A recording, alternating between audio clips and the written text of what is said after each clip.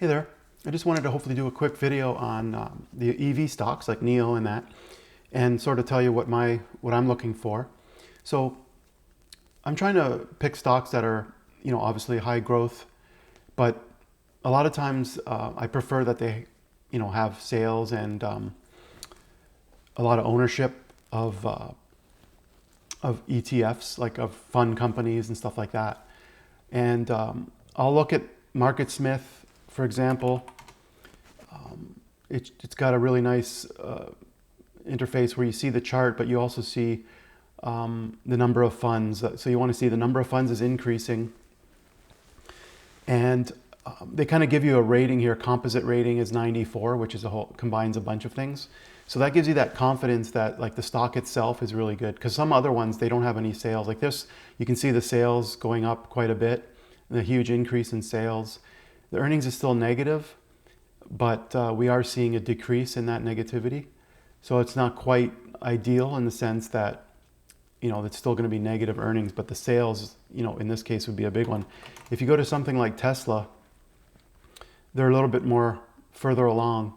So that's when it really bounced. Like you can see the stock jumped December 2019 is when they went from negative earnings, essentially to really big, huge positive earnings. So anyway, that's kind of, a point when I'll make sure if I'm picking stocks. Now you can buy ones that are, obviously earlier stage, but, and they, hopefully still have sales. But, so what I wanted to talk about specifically though is the chart pattern. So if we look at NIO in particular, I was talking about in a previous video that I wouldn't be buying it in this point. So we had this downtrend here, and you can see that once you break down below the 8 EMA and you're kind of in a decline, you don't know how far down it's going to go. So there was a 50-day moving average, which is a likely place that it could bounce off of. And you can see that it kind of did. It didn't quite make it down there, but there was a low here. And it kind of reached that point. So you could say it's a double bottom type of thing. But what I'm looking for once it recovers, because you have this point where it starts to come back up again, I'm looking for it to get up above the 8 EMA here. And also you can look at other indicators. So the green dot means that the volatility stop is below the price. So when it's above the red dot, that's usually when you're going to be shorting stocks.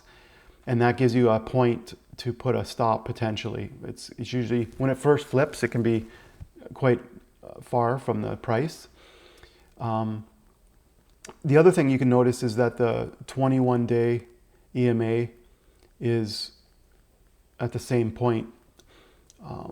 So there's different, moving averages, but, those two are right at the same point.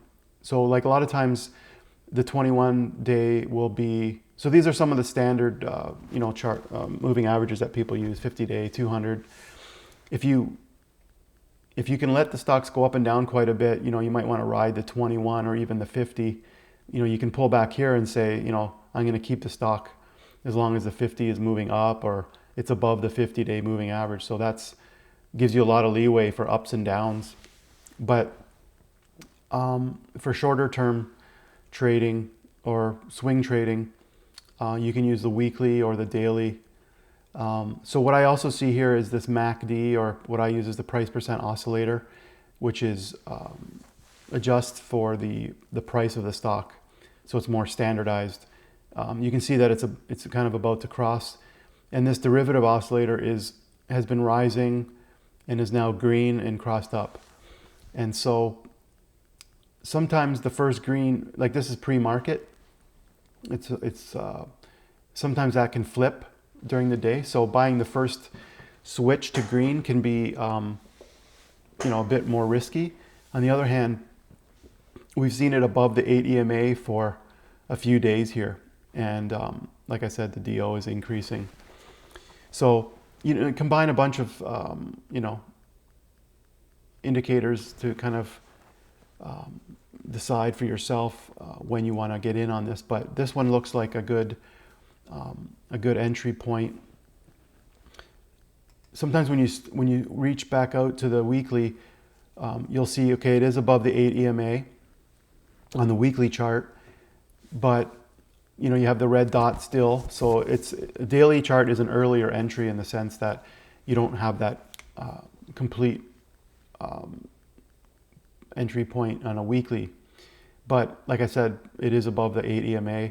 The other thing you'll notice is that we crossed this MACD down with this big downtrend, and it hasn't come back up again. You know, so it's a bit of a lagging indicator. So, you know, it's not perfect system, of course, but so if you pull back on a weekly, you know, you haven't necessarily established that you've broken back up on a weekly chart. Like here, when you see the MACD rising, crossed up above, you know, you had that really good trend. Now this was a quite flat period in the MACD, even though you can see it was flat, but there was some rise here and not much happened. But then you see it perk up again here.